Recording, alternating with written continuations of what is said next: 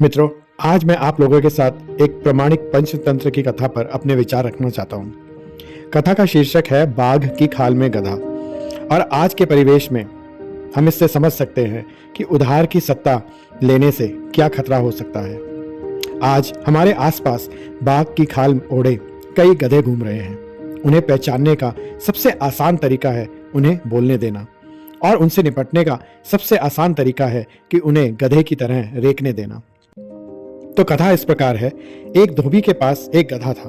वह गधा दुबला पतला थका हुआ था और जब भी खेतों में भटक जाता तो गांव वालों की मार खाता। एक दिन धोबी को एक फेंकी हुई बाघ की खाल मिल गई।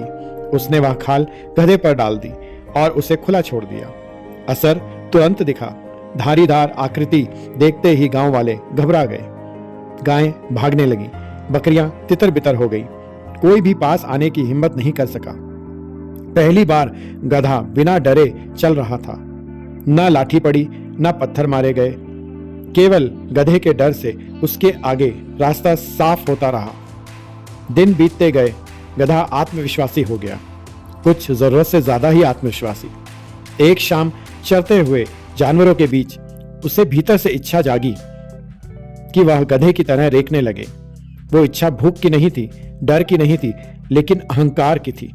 उसने रेंकने के लिए मुंह खोला। आवाज ने उसका भेद खोल दिया। गांव वालों ने सुना, वे हंसे। उन्होंने उसका पीछा किया। पल भर में बाघ गायब हो गया। जिस खाल ने उसकी रक्षा की थी, वही खाल उसकी पहले से भी ज्यादा सजा का कारण बन गई। आज के परिवेश में हम देखते हैं, दिखावे से ली गई सत्ता बोलने तक ही टिकी रहती है। गधा इसलिए नहीं हारा क्योंकि उसने खाल पहनी थी। वह इसलिए हारा क्योंकि वह भूल गया था कि वह भीतर से कौन है।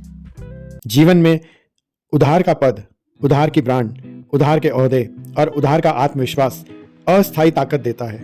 वे दरवाजे खोल तो सकता है, कमरों में लोगों को चुप कर सकता है, लेकिन देर सवेर जब नेतृत्व बोलने लगता है तब धारियां नहीं, दम मायने रखता है। डर से मिला सम्मान कमजोर होता है। उधार की सत्ता सच्चाई की परीक्षा में ढह जाती है। क्षमता के बिना आत्मविश्वास शोर करता है, पर ज्यादा देर नहीं टिकता। मजबूत नेताओं को गंभीरता से जानने के लिए वेशभूषा की जरूरत नहीं होती। सच्चा नेतृत्व इस बात से नहीं आता कि आप क्या पहनते हैं, बल्कि इस बात से आता है कि आप क्या निरंतर निभा सकते हैं।